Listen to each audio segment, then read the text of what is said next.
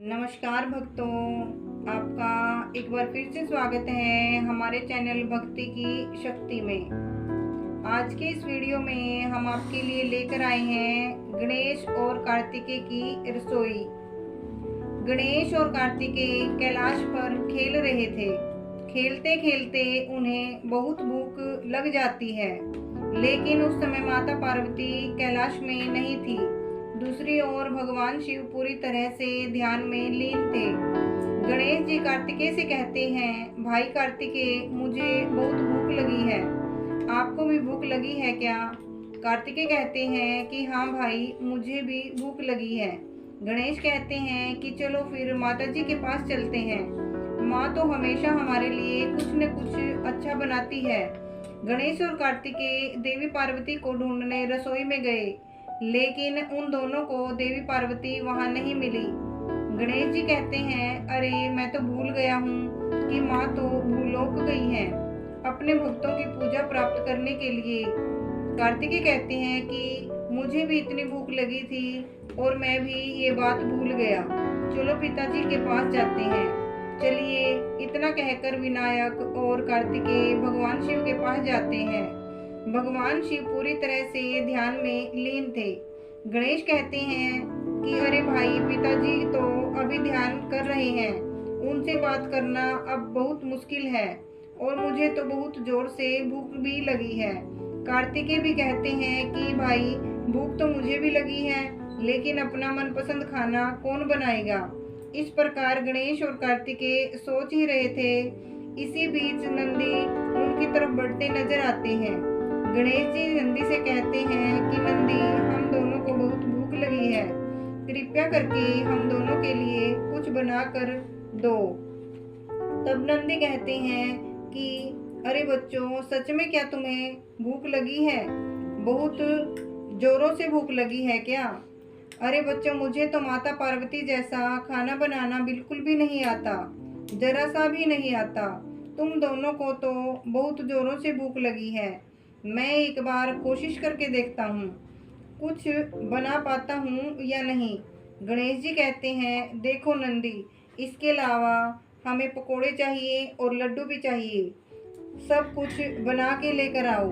तो गणेश और कार्तिकेय दोनों पेड़ के नीचे बैठे खेल रहे थे।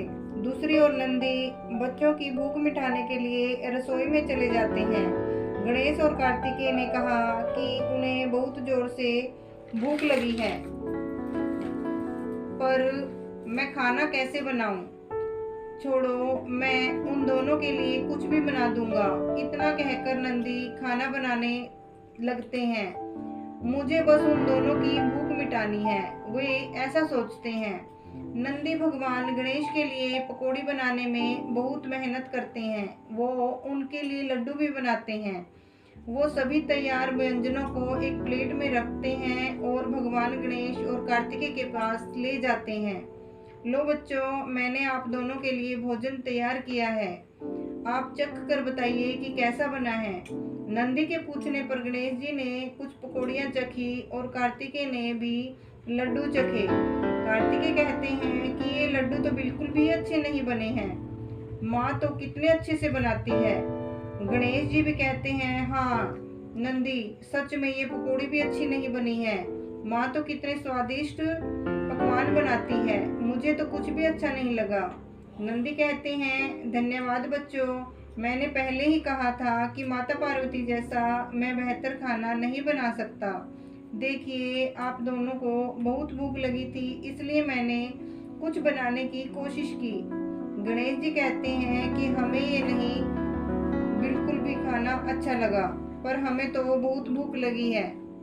तभी वहाँ कैलाश पर माता पार्वती के एक भक्त ऋषि आते हैं और वो वहाँ पर आकर माता पार्वती को पूछते हैं कि माता पार्वती कहाँ हैं। तब नंदी कहते हैं कि वो तो भूलोक गई हैं।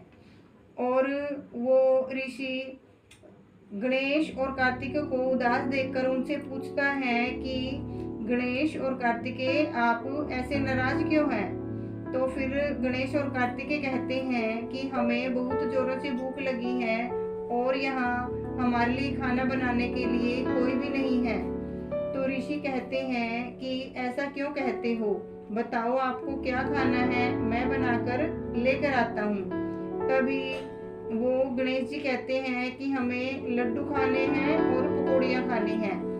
ऐसा सुनकर वो ऋषि रसोई में चले जाते हैं और भगवान गणेश और कार्तिकेय के लिए लड्डू और पकौड़ियाँ बनाने लगते हैं।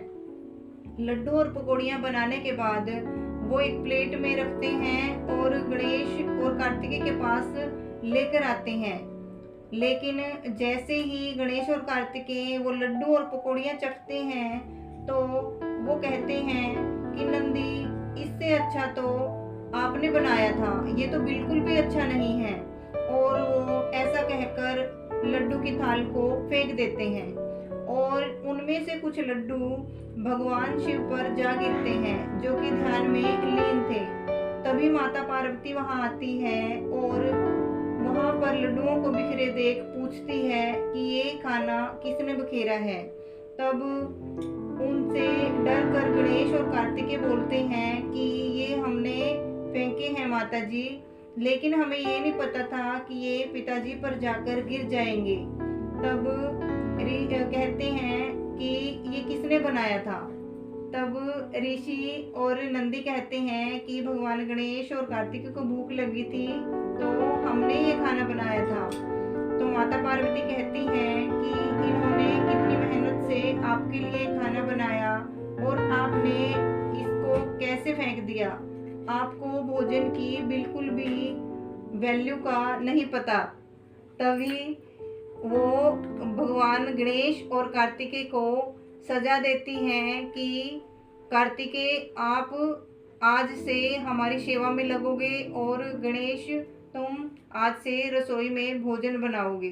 तब भगवान गणेश रसोई में जाते हैं और सबके लिए खाना बनाते हैं। तब उनको भोजन के बेकार उन्होंने फेंक दिया था उसका पता लगता है कि कैसे मेहनत से भोजन बनाया जाता है, और कार्तिकेय को भी पता लगता है कि काम करने में कितनी मेहनत लगती है।